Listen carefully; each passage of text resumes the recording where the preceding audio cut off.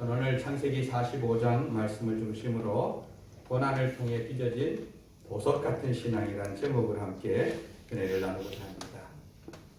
코로나가 우리 일상에 참 많은 변화를 주고 있죠. 그죠? 지금 구역 모임을 올해 시작했는데 한 자리에 모이기가 어려우니까 대부분의 구역들이 줌을 통해서 성경 공부를 각 구역 모임을 하고 있습니다. 대학생들도 학교에 가지 못하고 줌으로 공부하는 학생들이 많은 것으로 알고 있습니다. 우리 목사님들도 월요일마다 같이 성경 공부를 했는데 작년 1년 동안 거의 못했죠. 그러다가 올해 이거 언제 끝날지 모르니까 우리도 줌으로라도 성경 공부를 하자. 그래서 지금 성경 공부를 하고 있는데 요즘 창세기 말씀을 같이 나누고 있습니다. 요즘 요셉에 대해서 지금 공부하고 있습니다. 그래서 함께 이 말씀을 통해 은혜를 받고자 합니다. 그럼 요셉이라면은 대부분 참 노예로 끌려갔던 그런 소년이 한 나라의 총리가 되었던 그런 인물로 우리가 기억합니다. 대단한 일이죠. 노예였던 사람이 한 나라의 총리로 오른다는 것 자체가 대단한 일인데, 저는 그거보다 더 위대한 일은 요셉이 총리가 되어지고 충분히 복수할 수 있는 힘이 가졌음에도 불구하고 자기에게 고통을 준 그 원수 같은 사람들을 용서해 준 사건이라고 생각합니다. 요셉은 30살에 애굽의 총리가 되었는데요. 총리가 되기 전 그 어린 시절을 보면은 상처투성의 연속이라 해도 과언이 아닙니다.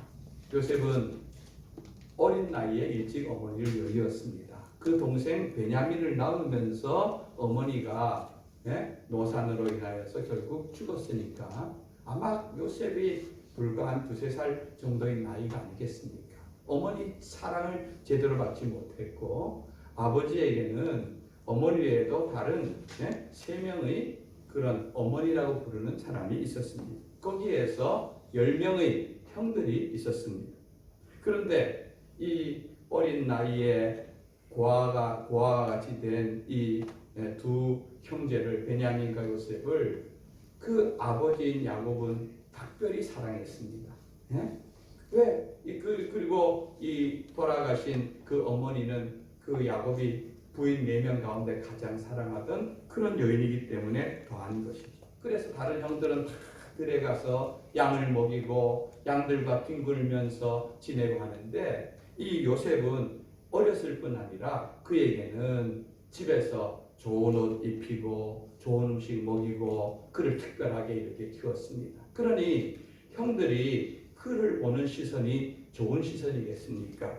아버지에게 사랑을 많이 받을수록 형들의 미움은 점점 커갔지요. 그러던 어느 날 아버지가 요셉을 심부름을 시킵니다. 17살 되던 해에 요셉아, 형들이 저 먼 곳에 가서 양을 치고 있는데 그 소식이 궁금하다. 어떻게 하는지 너가 좀 다녀오라. 집에 있던 요셉은 힘이 났습니다. 왜요? 모처럼 형들도 만나고 들판도 뛰어다니고 재밌는 그런 생각에 심부름을 갔는데, 요셉을 보자마자 형들의 마음은 아버지께 눌려있고 쌓여있던 그 미움의 마음이 요셉을 보자마자 저놈, 아버지도 없는 저놈을 지금 우리가 죽여버리자. 이렇게 해서 물 없는 구덩이에다가 던져버립니다.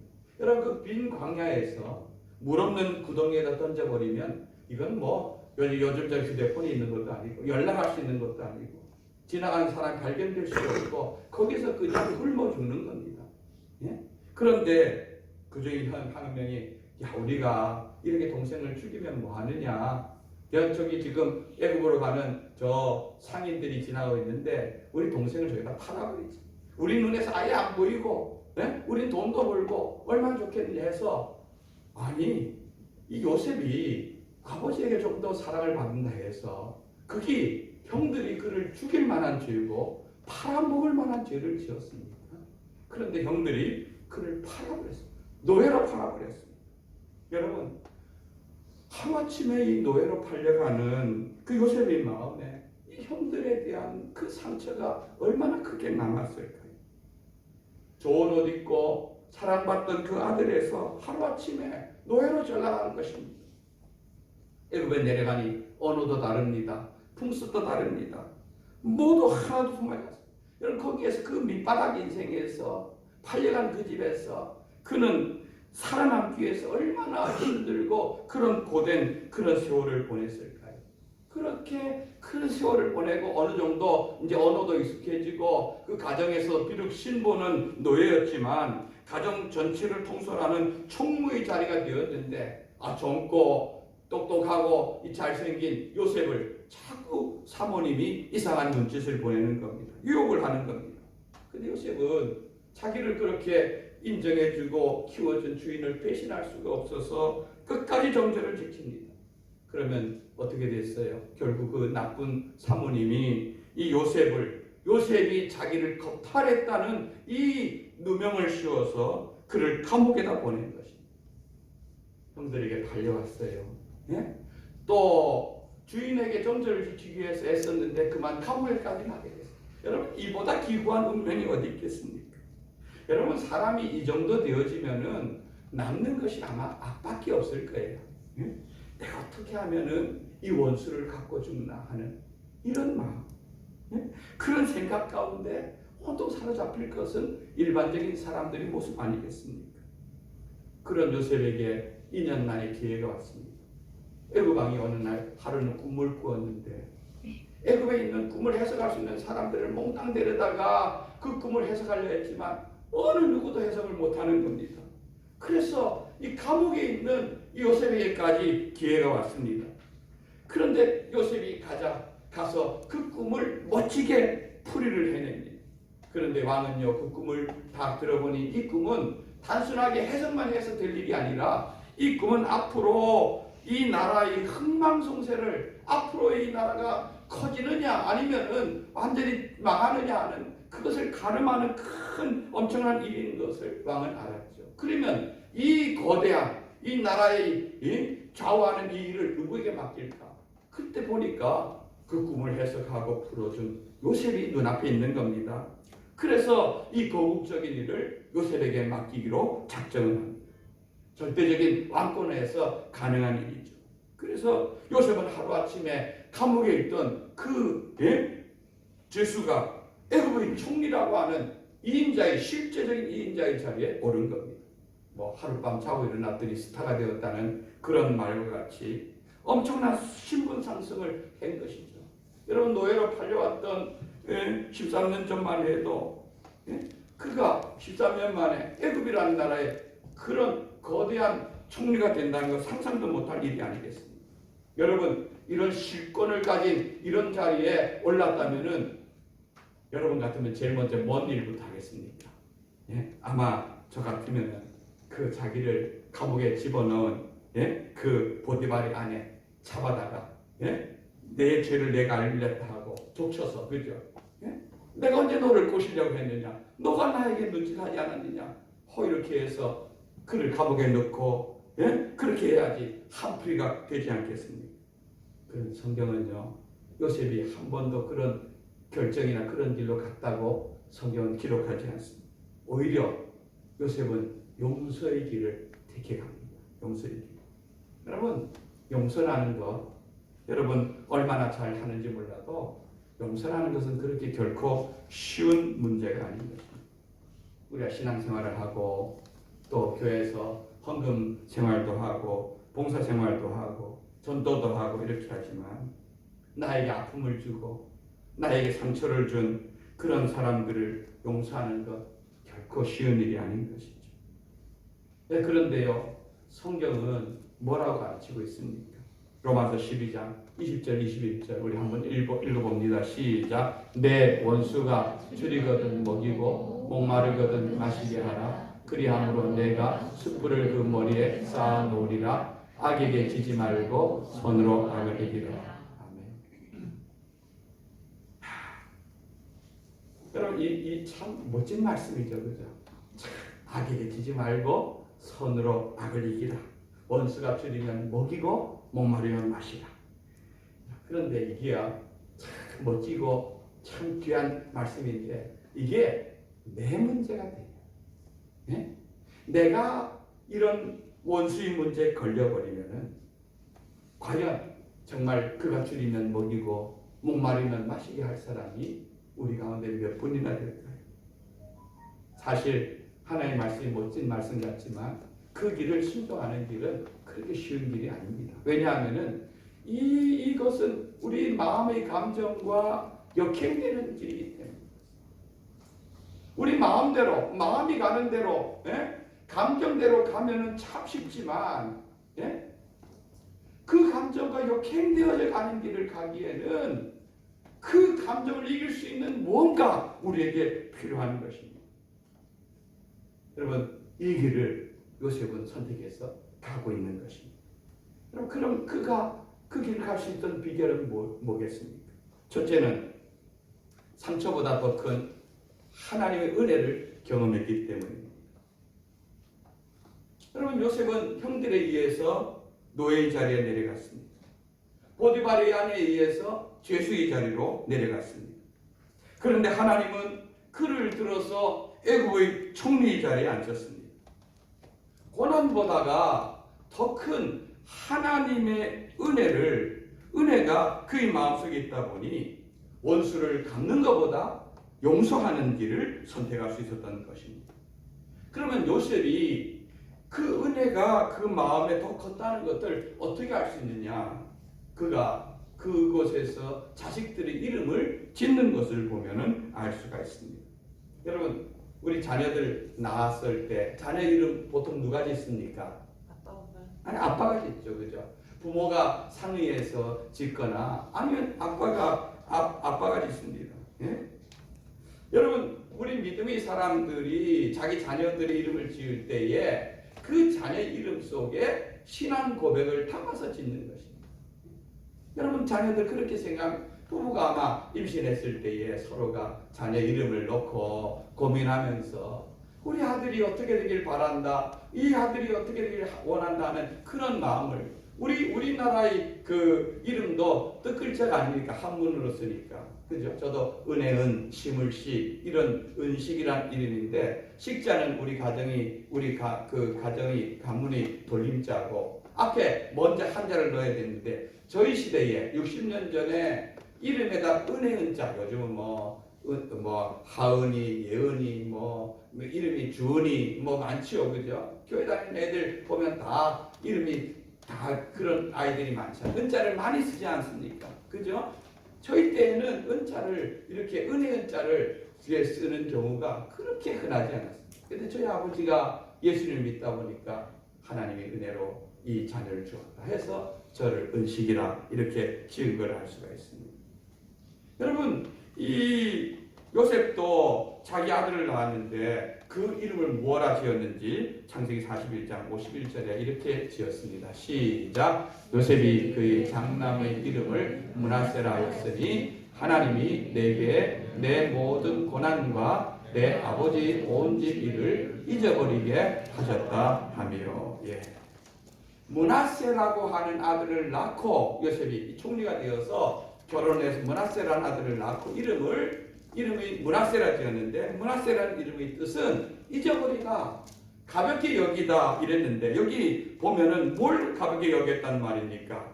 하나님이 내게 내 모든 고난과 내 아버지 온 집을 잊어버리게 하셨다.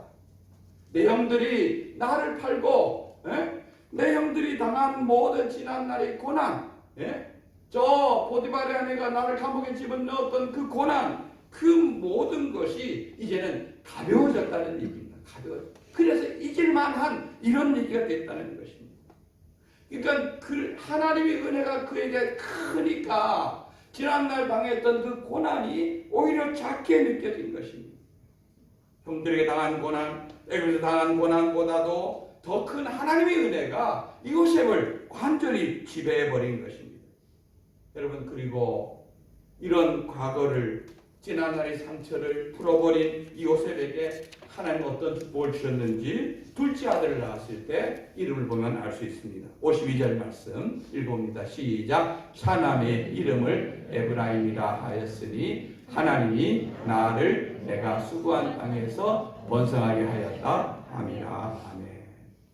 아마 둘째 아들은 첫째 아들보다는 좀 터울이 있겠죠. 그죠? 한 1년, 2년, 아니면 3년 이렇게 있는데 하나님의 은혜로 내가 지난 과거에 대해서 용서하고 잊어버리고 다 하니까 그런 하나님께서 나를 더욱 번성하게 해주었다 하는 그 하나님의 은혜를 감사하고 하나님께 고백하는 마음으로 에브라임이라 지는 걸 알 수 있습니다.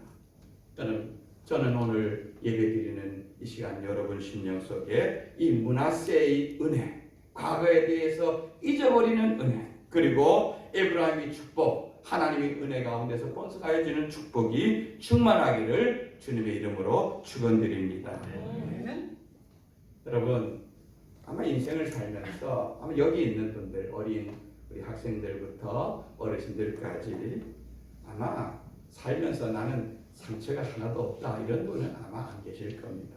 크고 작은 상처들이 여러분 마음속에 다 있을 겁니다. 여러분 상처는 누구에게 받습니까? 상처는요 가까운 사람에게 받습니다. 네? 또 내가 믿었던 사람에게 상처를 받습니다. 그렇기 때문에 상처라는 것은 더 크고 더 고통스러운 것입니다. 그런데 의외로 많은 사람들이 그런 상처들이요 마음속 깊은 곳에 쓴뿌리로 그 인생에 남아있는 사람들이 의외로 많이 있습니다. 그리고 그 쓴뿌리가 계속 우리 가운데 영향을 미쳐서 우리 인생 전체를 송두리째 고통 가운데로 집어삼키는 사람들이 의외로 많은 것을 알 수가 있습니다. 어린 날의 상처, 지난 날의 상처, 이게 제대로 치유되고 회복되지 않았어. 그 인생 자체가 거기에 얽매여서 그 상처와 고통 가운데서 그 인생 자체도 다른 사람에게 상처 주고 아픔 주고 계속 이것이 가는 이런 사람들이 의외로 많은 것을 알 수가 있습니다. 제가 몇 달 전에 아이 콘택트라는 그런 TV 프로를 본 적이 있습니다. 아이 콘택트라는 이 프로는 사람과 사람이 나와서 뭐 예를 들어서 형제가 나온다, 부모가 나온다, 친구가 나온다. 그래서 자기 마음에 있는 상처와 아픔을 서로 나누고 얘기하고 그리고 화해하고 용서를 받고 용서를 구하고 하는 이런 프로그램이었는데 거기에 개그맨인 최홍림이라는 그런 분이 형과 함께 나온 프로그램을 봤습니다. 여러분 개그맨 이러면은 우리나라에서 그래도 누구나 볼 때에 웃기는 사람 아닙니까? 재밌는 얘기를 하는 사람 아닙니까? 그죠? 그래 그걸로 먹고 사는 사람이니까 야, 저 사람은 그래 누가 볼 때 그런 사람은 우리가 상처가 없는 줄 알고 상처 없는 환경 가운데 자란 줄 알았는데 이 최홍님이란 이 개그맨은 어릴 때 너무너무 형으로부터 큰 상처를 받습니다. 형은 제일 큰 형, 그리고 중간에 뭐 누나들도 있고 이 최홍님은 그 집에서 막내로 태어났는데 형하고는 10살 정도 터울의 차이가 납니다. 10살 정도. 그러니까 나이가 많이 나는 거죠. 여러분 보통 막내가 태어나면은 부모가 그 막내에 대한 사랑이 애틋합니다. 그죠? 다른 형제들보다가. 그러니까 막내에 대해서 부모가 사랑을 하고 비유하고 이러는데 이 형이 볼 때는 그런 부모가 못마땅한 겁니다. 그리고 그 사랑받는 이 자기 동생이 못마땅한 겁니다. 그래서 아마 그 형이 아마 벌써 청소년기에 한 서너 살 때니까 한 10살 많으면 한 대여섯 살 정도 되는 청소년기 아닙니까? 그러니까 형도 그 당시 이미 좀 많이 생각이나 마음이 삐뚤게 나아가서 이 형이 집에만 오면은 그 동생을 형이 부모가 사랑한다고 그 동생을 때리는 겁니다. 온 몸이 멍이 든다고 때립니다. 그러면 어머니가 그 형을 만들지 못하니까 어떻게 해결하냐면 자꾸 돈을 주는 겁니다. 야, 돈 줄 테니까 나가라. 그러니까 이 형은 기회만 되면 동생을 때리고 어머니 때리고 그 동생을 말리는 어머니 때리고 그리고 돈 뜯어가고 이게 계속 10년이 넘는 세월 동안에 그렇게 했어요. 그러니까 형이 한번 나타나면은 온 집안이 공포 분위기죠. 누나들도 동생도 엄마도 모두가 다 공포 분위기죠. 이 홍림이라고 하는 이 개그맨이 나오면 어릴 때부터 어떤 마음이 생겼겠습니까? 내가 빨리 커서 내가 힘을 길러서 형으로부터 나를 지켜야 되고 우리 가정을 지켜야 되고 엄마를 지켜야 된다. 그래서 얘가 태권도 학원을 다니고 대학도 체육과를 갔습니다. 왜? 목적이 뭘까요? 어떻게든 우리 가정과 나를 자신을 지키고 가정을 지키기 위해서 그렇게 했습니다. 그런데 늘 형에게 매맞고 이렇게 자란 그런 그 동생의 마음에 얼마나 그 가슴에 큰 상처와 응어리가 적겠습니까?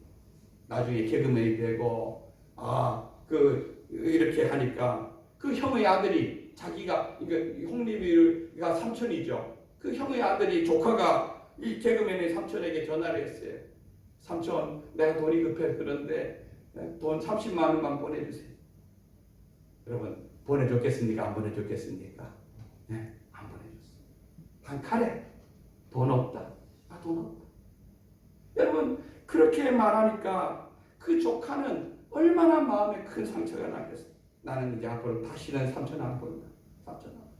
그러니까 그렇게 한 이 삼촌의 마음에도 어떤 마음이 생길까요? 조카에 대해서 미안한 마음과 상처의 마음이 미안한 상처의 마음이 남아있는 겁니다. 그런데 그게 그렇게 된 계속해서 가정 속에 이런 비극이 계속 되어지는 거죠. 나중에 눈물을 펑펑펑 흘리면서 그 프로그램 마지막에 형이 무릎을 꿇고 동생 앞에 용서를 빌어. 내가 잘못했다. 제가 볼 때는 그 형이 진심이에요. 자기 지난 날의 잘못에 대해서 깊이 인식하고 동생을 비는데, 근데 프로그램이 좀 멋있으려면 형제가 서로 끌어안고 얼싸안고 이렇게 눈물 흘리고 용서하고 용서받고 용서해주고 이렇게 했으면 얼마나 좋겠습니까? 끝내 용서하지도 못하고 끝나. 그 개그맨인 그 최영림 씨가 이렇게 얘기하더라고요. 나 지금 용서 못해. 네, 형 죽으면 장례식장에 갈 거예요. 그렇게 그 말로 끝이 났어요. 여러분, 장례식장에 가면은 그러면 만약 그 조카들이 아이고 우리 형 삼촌이 우리 아버지 돌아가셨는데 장례식장에 와서 고맙네 이렇게 하겠습니까? 아마 들어오지도 못하게 할 겁니다. 그렇죠? 이게 계속 악순환이 반복이 되는. 저는 그 프로그램을 보면서 참 마음에 저 홍림이라는 저 사람이 정말 예수님 참 믿고 그런 은혜를 경험하면은 이 문제가 풀릴 텐데, 여러분 그 어디에서도 이 문제를 풀 수 있는 다른 방법이 없는 것입니다. 용서가 안 되면요 고통의 악순환은 계속 반복되는 것입니다. 그리스도인들은요 하나님의 은혜 안에서 상처의 문제를 해결해야 되는 것입니다. 여러분, 요셉이 지난날을 잃어버린 것은 형님들이 지금 찾아와서 그 신분이 드러나고 그리고 나서 무릎을 꿇고 용서를 구한 때가 아닙니다. 오늘 45장에 이제 형들과 만나는 장면인데 이미 그전 41장에서 형들과 관계없이 저 보디발의 아내와 관계없이 요셉이 하나님 앞에서 하나님이 나에게 어떻게 이렇게 큰 은혜를 베푸셨는가 하는 것이 그 마음속에서 믿어지고 느껴졌을 때 이미 그 문제는 마음에서 문제는 다 해결된 겁니다. 이미 형들 만나기 전에 다 정리가 되었기 때문에 오늘 형들을 만났을 때 이러한 말과 이러한 환대를 가지고 그를 영접할 수 있었던 것입니다. 여러분, 하나님께서는 저와 여러분에게 어떤 은혜를 주었습니까? 여러분, 우리가 믿는 하나님은 어떤 하나님이십니까? 자기 아들을 아끼지 아니하시고 내어주신 그런 하나님의 은혜를 우리가 입어 하나님의 자녀와 하나님의 은혜를 받지 않았습니까? 정말 그 사랑이 우리 마음속 깊은 곳에 깨달아진다면은 그 은혜가 우리 가슴속에 차오른다면은 정말 우리는 받았던 고난과 상처와 과거 다 이길 수 있는 힘이 그 은혜 속에서 나오는 겁니다. 그 문제에서 용서를 구하고 이게 아니라 하나님의 은혜가 우리에게 크면은 그 큰 은혜를 받았을 때 그 다음에 다른 문제들은 작아 보이고 이길 수 있는 힘이 생기는 것을 여러분 믿으시기 바랍니다. 두 번째는요, 고난의 의미를 깨달았습니다. 45장 7절 8절 말씀을 읽어봅니다. 시작. 하나님이 큰 구원으로 당신들의 생명을 보존하고 당신들의 후손을 세상에 두시려고 나를 당신들보다 먼저 보내셨나니 그런즉 나를 이리로 보낸 이는 당신들이 아니요 하나님이시라. 하나님이 나를 바로에게 아버지로 삼으시고 그 온 집의 주로 삼으시며 애굽 온 땅의 통치자로 삼으셨나이다. 아멘. 오늘 우리가 읽은 말씀은 요셉과 이 형들이 만나는 장면이죠. 애굽의 노예로 팔려온 지 23년 만에 만나는 장면입니다. 여러분, 이 당시 애굽에 흉년이 들었을 뿐 아니라 그 인근 지역까지 다 흉년이 들었습니다. 그런데 애굽에는 양식이 있다. 7년의 풍년 동안 요셉이 그 모든 곡식들을 사서 다 창고에 저장해 놨거든요. 그러니까 그 양식이 있다는 얘기를 형들이 듣고는 이제 아버지 분부를 따라서 형들이 양식 사러 내려온 겁니다. 요셉이야 첫눈에 그 형들을 알아봤죠. 왜? 꿈에라도 그 형들을 잊어버리겠습니까? 10명의 형들을. 그런데 요셉은 감히 형들은 감히 총리인 그 요셉을 쳐다보지도 못했을 뿐 아니라 자기들이 판 동생이 그 애굽의 총리가 되었다는 것은 상상도 못할 그런 일인 것이죠. 꿈에라도 그인 줄 몰랐을 것입니다. 그런데 요셉이 그들을 보자 울음이 터져버린 것입니다. 웃음이. 그리고 그들에게 말합니다. 내가 요셉입니다. 내가 요셉입니다. 여러분, 그런 얘기를 들었을 때 형들은 어떤 생각이 제일 먼저 들었을까요? 오늘이 우리가 죽는 날이구나. 그죠? 오늘 우리 꼼짝없이 죽었다. 이 애굽이라는 나라에 총리라고 하는 저분이 우리가 팔아먹은 그 요셉이라면 이제 그들의 마음에는 이제 곡소리가 차고 찼을 것은 분명한 겁니다. 그런데 요셉은 이렇게 말합니다. 나를 판 것은 형님들이 아닙니다. 누가 나를 애굽에 보내기 위해서 하셨다고요? 하나님이 우리 가족을 구원하라고 나를 애굽에 먼저 보냈습니다. 당신들은 하나님이 손에 의해서 나를 애굽에 팔 그런 하나님의 도구로 쓰임받은 것입니다. 하나님 계획 속에 형들이 도구로 쓰임받았는데 내가 어떻게 형들을 미워할 수 있겠느냐는 그런 고백인 것입니다. 여러분, 요셉이 처음에 애굽에 팔려갈 때부터 하나님이 나를 애굽에 내가 어릴 때 나에게 꿈을 꾸게 하더니 애굽의 총리가 되게 하려고 이런 고난을 내게 주는구나. 그가 그때 그걸 짐작이라도 했을까요? 어림도 없는 일입니다. 고난이라는 것은요, 예고 없이 찾아오는 것입니다. 또 고난의 의미가 정확하게 무엇을 의미하는지 그때는 잘 모릅니다. 그렇기 때문에 그 고난이라는 시간은 정말 힘든 시간이죠. 여러분, 그런데 우리가 모든 것을 다 알고 이해하고 그 고난의 길을 가는 것이 아니라 그 고난 속에서도 내가 다 이해하지 못해도 하나님의 분명한 계획과 뜻이 있다는 것을 우리는 믿음으로 그 길을 걸어가는 것입니다. 그런 하나님의 관점에서 그 고난을 받아들이고 이해를 할 때 우리는 그 고난을 훨씬 더 쉽게 받아들일 수 있는 것입니다.